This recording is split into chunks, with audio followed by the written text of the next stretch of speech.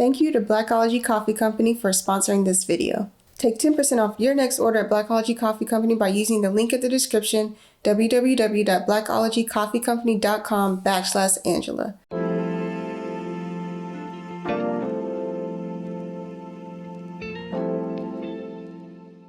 Hey everybody, my name is Angela. I'm your host and producer here at Honey and Hustle. Today I'm joined all the way from Chicago by Annie. She is awesome, salesperson, sales guru, savant. And she's here to give you some confidence in your sales process. So Annie, thank you so much for joining me today. It is my pleasure to be here with you. Thank you for having me. Yes. So you come from a car salesman, lineage of salespeople, but that is not necessarily your approach to selling. You have what you call and what a lot of people call relationship-based selling approach. Yes. Can you tell me a little bit more about how you kind of fell into that, and why you felt like people should really adopt this type of selling approach to be successful in the long term? My focus has always been on super small businesses. So solopreneurs, duos, really tiny. Maybe they have one employee, maybe they have two, maybe they have an intern. Maybe we've gotten to that point, right? But my emphasis in my area of expertise with them used to be in marketing and branding. And I adored it. And I did it for years and years. But it started to occur to me, I was watching everybody around me get ahead, and then I was looking at the rate of progress of my own clients and my own business, and we just weren't fully competing, and I couldn't figure out why. And so I thought, both for my own selfish, capital S, needs as a business owner, I need to figure out why I'm not as sustainable and profitable as I should be, but also people are paying me to grow their businesses. There's got to be a disconnect here because all the marketing that they're doing is freaking beautiful and heart-centered and amazing and bold and brave, and what's the hang up? And what I realized was that people that were working with me, maybe because they were modeling me, but I was focusing so much on the relationship building aspect in the marketing that I relied on that relationship to carry itself across the finish line of selling, which it, in most cases, simply does not do. And so I looked at it and I thought, why are these people struggling? Why am I struggling? And the answer was the relationship was so important to us, we didn't want to violate it through what we thought selling was. And when I figured that out, I thought there's got to be really this whole new world of honoring that relationship through selling. And what I discovered and what I've since honed is exactly what you mentioned, that relationship-based sale, where the relationship stays the focus before, during, and after, which makes it so much easier for heart-centered, introverted, or empathic people to fight and compete with people out there that might not care as much about the client as they do. Yeah, and that's a really interesting distinction, right? Because sometimes people find it hard for them to ask for the sale and to really feel as though they are salespeople, which I know is very weird, especially if you're maybe a creative person. Just like, I like to make art. I don't necessarily like to be just like retail salesperson, but it's like, okay, if you're going to be successful, you're going to have to figure it out, because the art itself is not going to be a big enough draw when there's thousands of artists out there, right? Well, and the art itself is a beautiful and powerful and wonderful draw, but you dishonor your own art if you're trying to make money if you're making art for art's sake. If you're just like, I'm living artist life, I have a day job, I'm fine for it, I'm going to share my art on Instagram just because it makes me happy, then awesome. But if you are trying to be a professional artist, like capital P, capital A, if you do not embrace selling that art, which can feel so horrible, believe me, I understand it. But if you don't find a way to do that doesn't feel horrible, then you are dishonoring your own art by not putting it out into the world properly and not treating yourself as artist as a viable person that people should pay to promote. Like back in the day, I love that you brought up art. We used to have this big patron system, which we see a little bit through Patreon or this or that. But really, honestly, people used to be like, hey, Vincent van Gogh, you're crazy and having all kinds of trouble, but I like your painting, so I'm going to give you like $5 a month, right? Which is where that Patreon idea came from. We've moved away from that until we get to like the super wealthy, right? And so what happens? How do small artists compete? They sell, they show their work, and they put it out there, and they put a price on it, and they send it out into the world. And that action does not have to feel sacrilegious to the artist in you. That can be the way that all successful artists have always done this, except for people like Van Gogh, who weren't popular until after they died. That's not the goal, y'all. If Van Gogh had been a better salesman, he might have done better while alive, right? He's not. I love him dearly. That right there is a Van Gogh. Like, come on. But let's not make him the model for artistic sales. Yes. So on that note, like when people are trying to gain confidence in their sales process in a way that feels natural to them and their personality and the product or service that they're selling, what are some tips and what are some mindset shifts that you have seen within yourself and with the people that you work with? I know. This is getting really good. But I just wanted to take a minute to say thank you. Thank you so much for watching and listening to the show.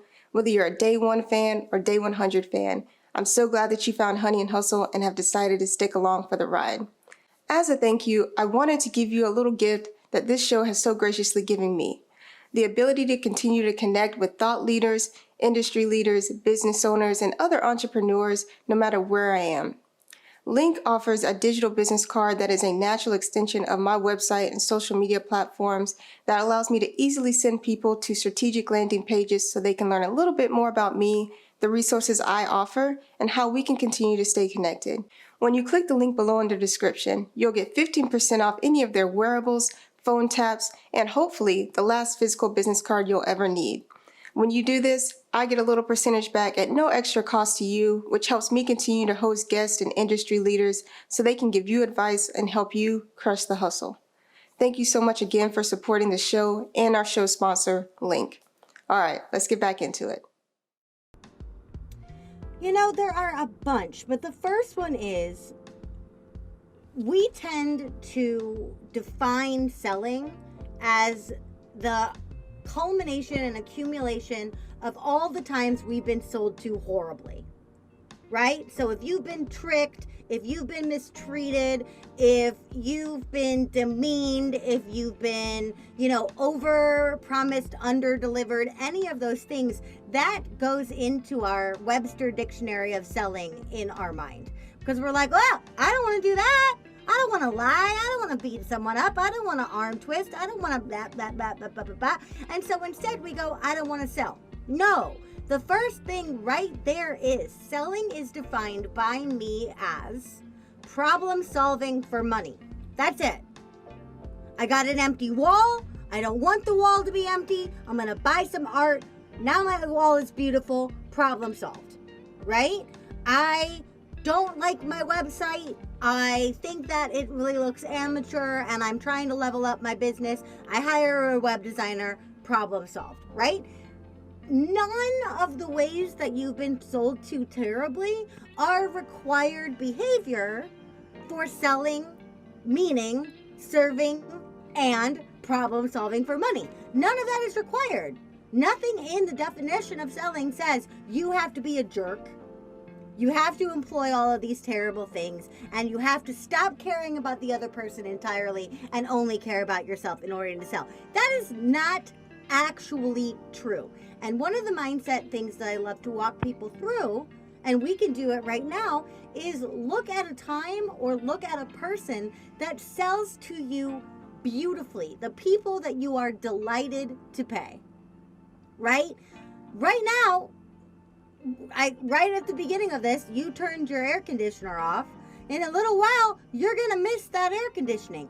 You may not like what it does to your electricity bill, but you still gladly pay it so you don't overheat, right? But you've brought up art.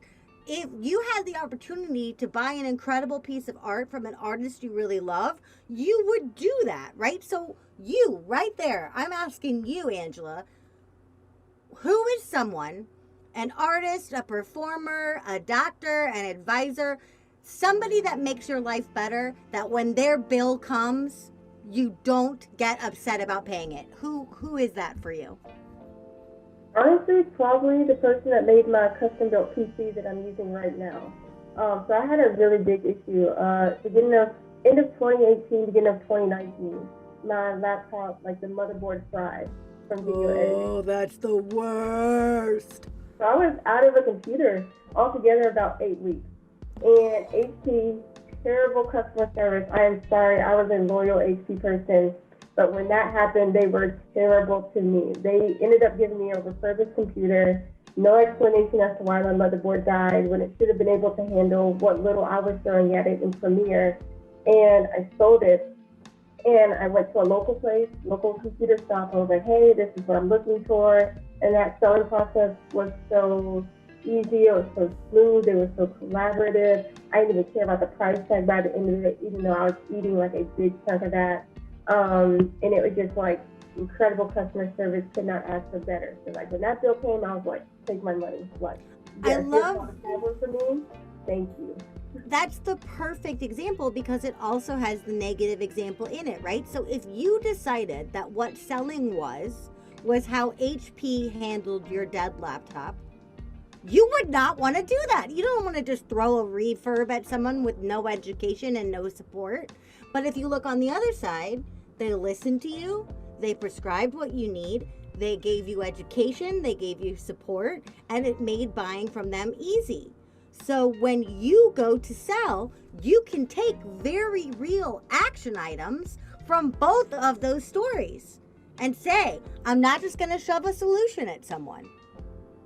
I'm going to make sure that there's education and support that comes along with these things. I'm going to listen really well to understand how to customize something for someone that they really need, right?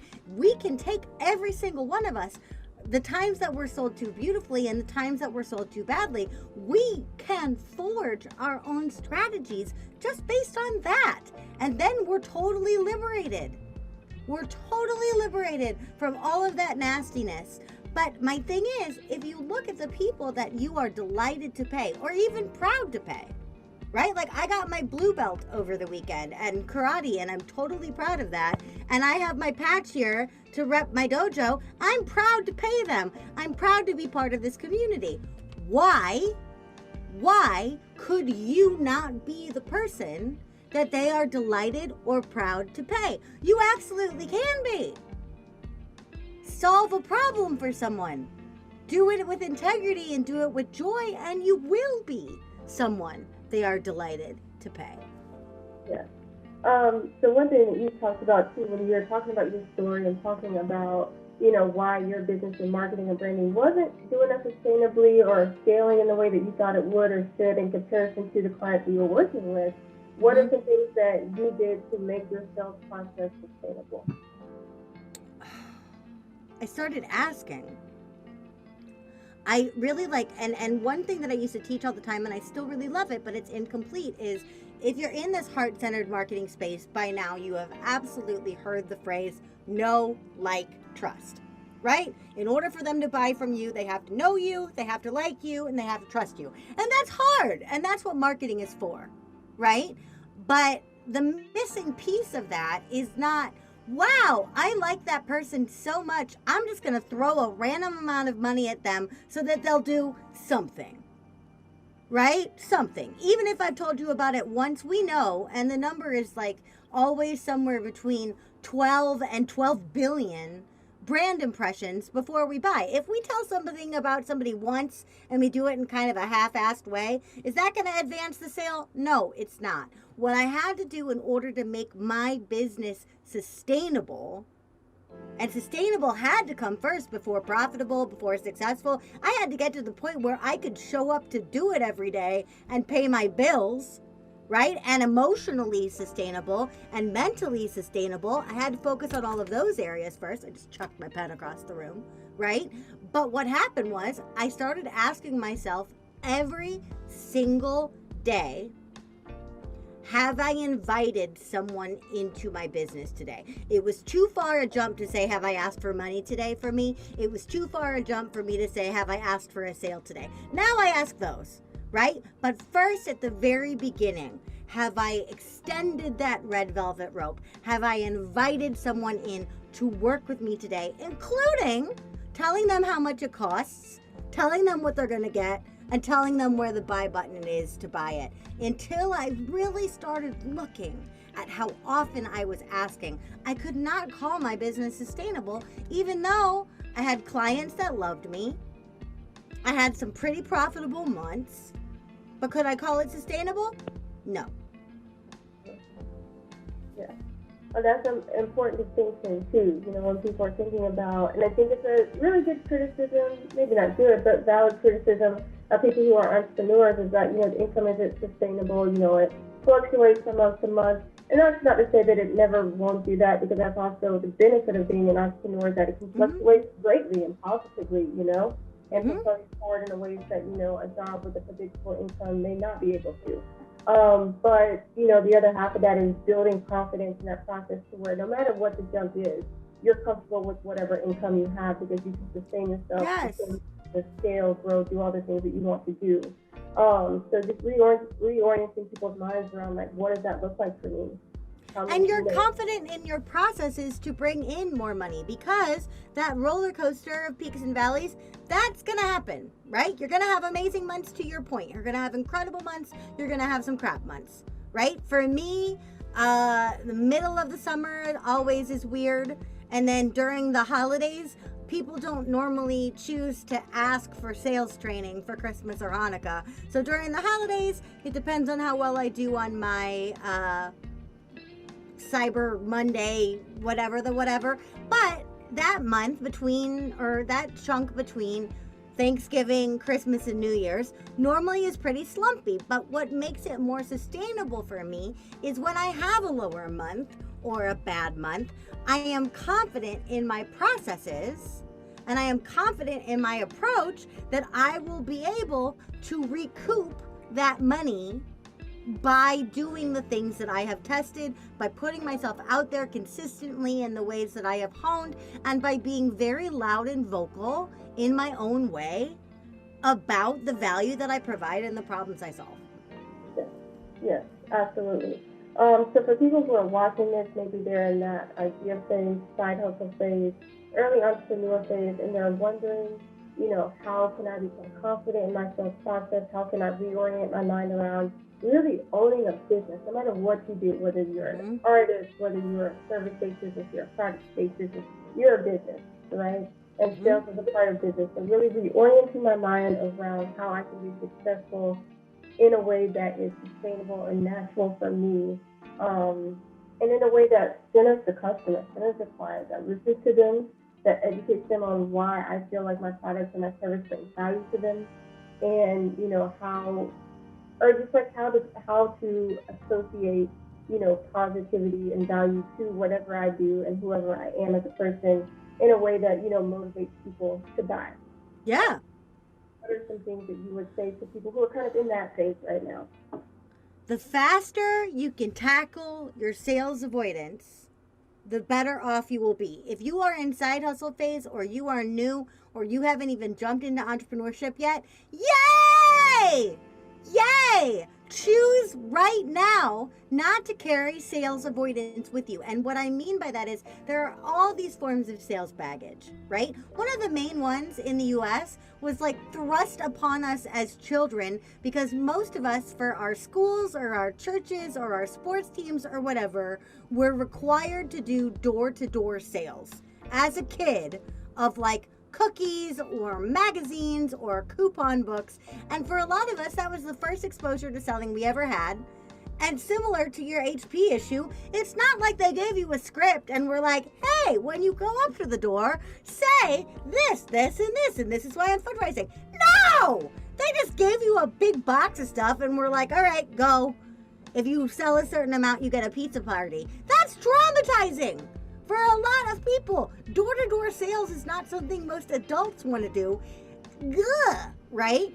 The other thing is, a lot of entrepreneurs are coming from a corporate environment where their experience in selling was delivered top down as a mandate. You have to use this script. You have to sell this much. You have to make an offer to every single client, whether they're right for the product or not. And we internalize that stuff and we carry it with us. But selling something that is of you and that you get to deliver is a totally different ballgame. So if you have not yet jumped into the entrepreneurial fire, or if you're new, or if you're side hustling, amazing. Amazing. You are in a much, much better spot than I was 10, 11, however many years ago I jumped into this, because I was unwilling to sell. I was unwilling. And I want to go back on another tip that I want to share, which I think is so important. You use this perfect word, natural, right? Selling, when you don't know what you're doing and you're learning, it will continue to feel uncomfortable, just like any growth should. But uncomfortable and unnatural are totally different, right? A lot of things that are in our nature are still challenging. You are an artist by nature. Art requires things of you.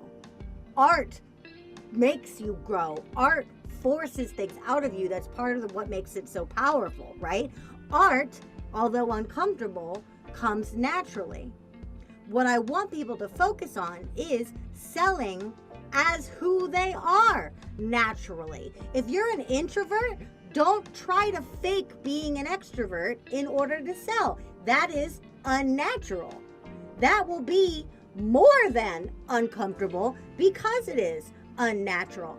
If you are a very other-centered person, you don't have to somehow become this self-absorbed, narcissistic person in order to sell. That would feel unnatural to you.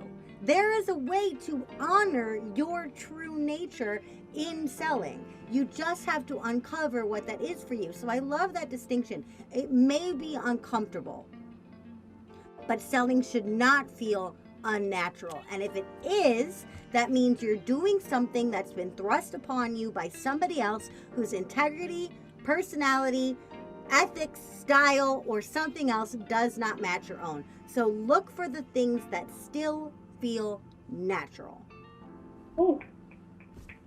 No. Right? And I think that's also, like, I'm not telling you it's not going to be uncomfortable. I bought roller skates during the pandemic, like so many people, and I'm terrible at it, and I fell a billion times, and it was uncomfortable. Why? Because it's not natural for me to be on wheels. In that case, it's both, right? But if I was just like, I roller skate once and it didn't work, I guess I'll never roller skate,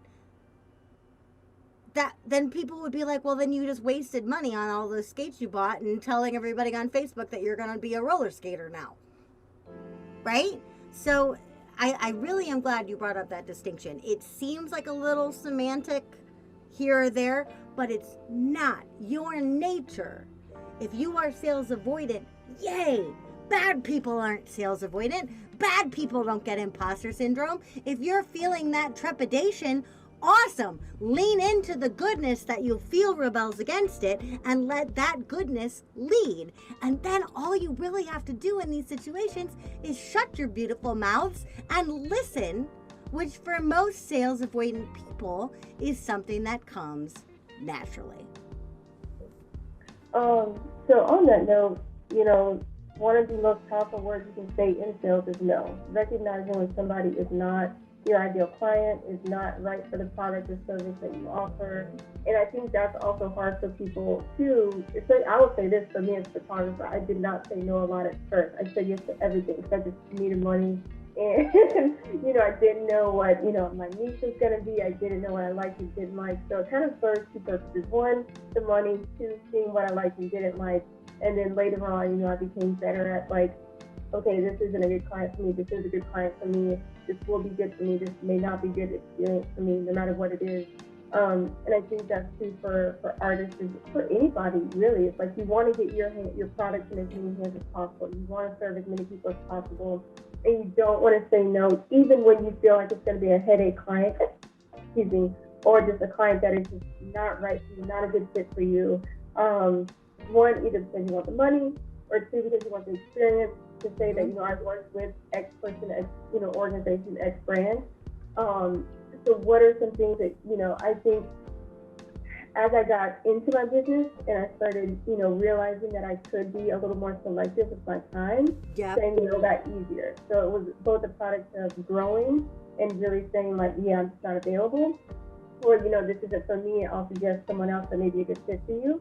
But it was also just a moment in like knowing that I was never going to really be able to hone in on my needs once I figured out what that was, if I kept saying yes to everything.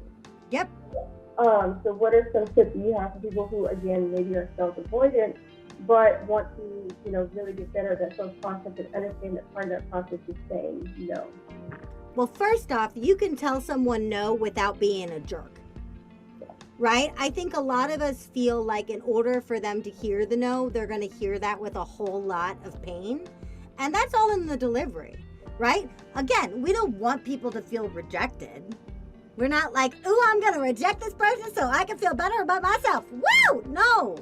To your point, turning down money, especially when your business is new, is terrifying. Because you don't know where the next lead's going to come from. Right? But because of that, we also are like, well, I don't want people to go out and say that like I was rude to them or this or that. The easiest way to say no without hurting anyone is to say, you know what? 2 positives, a negative, and a positive. Right? I call this fake Southern politeness. I'm from Missouri, which is the fake South. And this is how I pick this up. Ready? So the first one, you say 2 positives. Angela, I've really enjoyed our time together today. I think everything that you're doing is so powerful and so awesome. But when I look at my products and services, I don't think we're a great match. So I'm not going to take you on as a client, but let me refer a couple of people that I think would be a better fit for you. 2 positives, negative, positive. Any of those things. It could be, the negative could be, I don't have time to take on new clients right now. The negative could be, based on what you told me about your budget or timeline, we're not a match. You can bury it in loveliness, but you still got to get that no in there. Don't skip the negative, because then you're not saying no, right? But the thing that I need people to understand is that you are a limited resource. You have limited time. You have limited energy. You have limited willpower. You have limited care. You have limited all these other things. The more you spread yourself thin with a bunch of people who are not right fits for your world, you are depriving your right fits of their rightful share of you because you're diluting it with all of this other stuff, right? And what happens when we take too much no on, and it's heartbreaking, especially with all these people that we've been talking about, artists and givers and people that just want to make the world beautiful and change lives and do all these things. When we take too much onto ourselves and receive too little, either in the form of compensation or energy exchange, whatever it is, when we take too many no's on, we wind up becoming resentful of the very people that we want to help. Our dream becomes a burden. It stops being a get to and starts being a have to. Don't do that to yourself. Respectfully and lovingly explain why you're not going to go further with that person. And then if you really feel super guilty, which is your thing, yeah, maybe have an arsenal, Rolodex of people you can refer to out to. The thing that I do, not out of guilt, but just because I don't ever want to turn anyone away empty-handed, is I have a resource list that I don't send you the whole list. I say, what I think you should do in order to get this started is go watch this thing, go do this thing, fill out this, watch this video, fill out this report, blah, blah, blah, blah, blah, blah, blah, blah. Right? That'll get you moving. That'll get you unstuck. And then that way I know that they don't feel like I left them high and dry, even though I said a no. And then the magical thing that happens then is then people that you don't take on, people that don't hire you, can still go out and refer you to the people who are right for you because they have a better understanding of who you are and who you're looking for. Right? We can't get that if we don't say no and we take them on and then we deliver terrible services to them that aren't right for them because we just felt like we had to take them. Right? So that's my rant on this idea of saying no. And let me just normalize again. Talk about feeling unnatural. Talk about feeling uncomfortable. This is a hurdle. It is weird. But now I know that every person I say no to is more of me I can say to the people that I've said yes to. Yes, absolutely. Couldn't agree with that more. And thank you so much for sharing all these great gems around sales. This is what I wish I had heard when I first started as a photographer, because it was very uncomfortable for me to ask for the sale, to say no to people who weren't for me, because I was like, I just need to get off the ground, I just need to get money, I just need to get more clients under my belt so I can feel more professional and more legit, which is not a direct correlation for how many clients you worked with. It's more a direct correlation of the quality of work that you put in and the amount of connections that you made genuinely from the people that you worked with that will refer you. So yeah, I mean, it's just a great way to reorient yourself around, like, okay, yes, I used to do this for free, I do this out of love, I do this as a hobby, but I'm ready to take it to the next level, and that involves being able to sell myself and sell my services.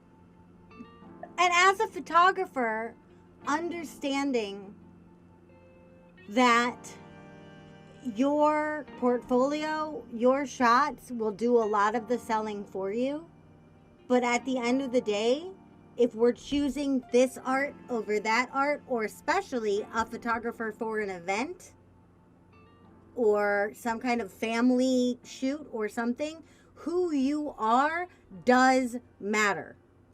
Don't get afraid of that. You don't have to outshine your own photographs. You don't have to be loud and gregarious. But if I'm going to hire your eye to capture my life, I want to know what makes your brain move. I want to see the wheels turn, and I want to know what's important to you. And I also want to know what kind of events you want to shoot. If I have a photographer who I super, super duper love, and they really only specialize in weddings, and I turn around and say, hey, I want you to do headshots for me, I want them to say no.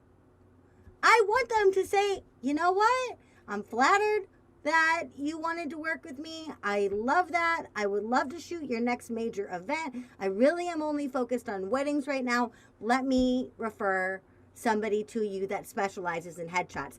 I don't want a wedding photographer to feel like they have to take my headshots. I want a wedding photographer to say, Annie, I love you, babe, but I'm not a headshot photographer. Here's somebody who is. And then I want to be able to know who that person behind the camera is, so that I know that their integrity and their ethics and their style and their personality is complementary to mine. It doesn't have to match, but it does have to gel.